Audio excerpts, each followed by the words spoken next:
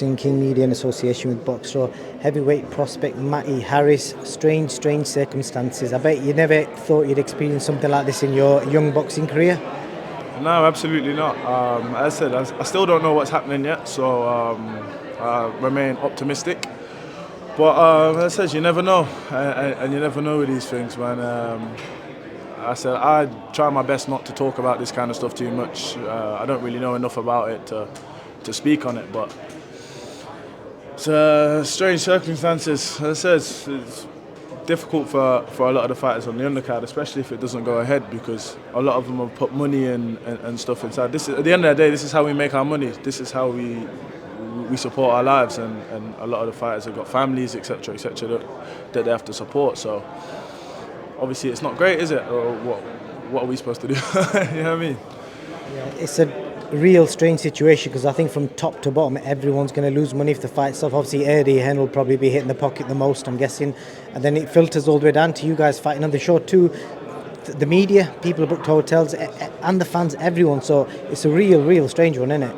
Yeah, of course, but as I said, people like myself and a lot of the other younger fighters that are either making their debuts or early on in their careers haven't got that much money to lose. Do you know what I mean?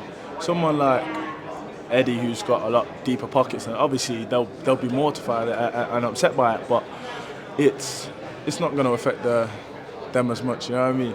People and other fighters. Fortunately, I'm not one of them. But other fighters that have had to go away and make weight and all that kind of stuff, and have really put their heart and soul into their camps, because this was supposed to be the opportunity of a lifetime for a lot of us younger fighters. And kind of to have that ripped away from you last minute for stuff that is completely out of your control it's not great, is it? It's nearly 4 o'clock now. The press conference was supposed to start at 12. Have you guys been given any update? Have you been told anything at all? No, I'm not really. No, is the short answer to that. I haven't really heard anything else about it. I know probably less than you do, so yeah, as I said, I'm just taking it as they come. I've come downstairs now to be in the lobby to kind of get a bit more of insight onto everything that's going down, but says I will only hope. But he did say that if the show gets called off, if that fight gets called off, he's pulling the show, didn't he? But to be fair, I was going to say it's not much of a show without them two, but yeah, it's not great, is it? I was speaking to some of the media. Some people suggested, what if they get a different opponent for Chris Eubank Jr., and that way they can run the undercard and at least you guys get some action. That could be a good idea, couldn't it?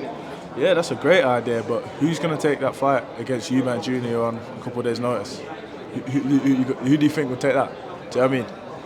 I think the right money, somebody somewhere will potentially turn up. But the fact that we're still here, there's still no real news. Hopefully that's positive, because I think the press conference for the undercard is now at 4 o'clock, so maybe they got some news for you guys.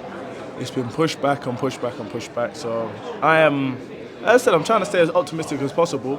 I appreciate it. A lot of people don't really have any much power over it, so especially promoters, etc., they kind of just going with the flow. Do you know what I mean? They're going off the news that they're being told, and it's trickling its way all the way down to someone like me. So yeah, man. But as I said, I'm to be honest. As I said, I'm already being told it's off.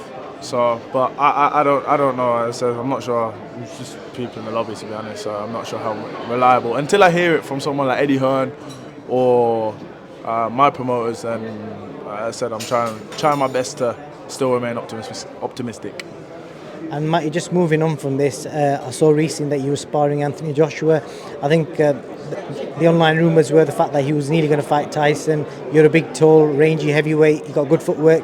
Was he brought into camp just to kind of give him that Tyson Fury type of work?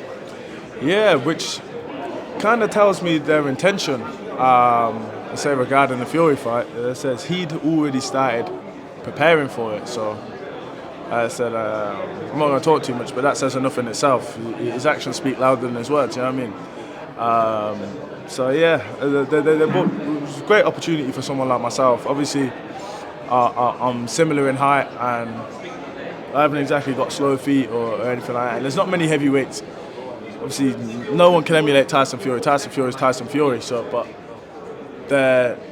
that's what's about. You can never get someone who is an exact image of whoever they're fighting. So that's why I was brought in as a sparring partner. Similar height, and got decent feet. So yeah, I was gonna say there's not many of heavyweights around like that he would not have to fight in the future. Do you know what I mean? So yeah, it was a great experience. He's a great fighter. Yeah. Good man.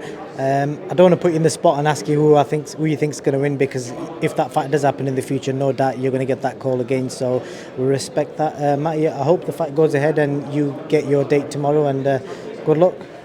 Thank you, man. I really appreciate it. Cheers.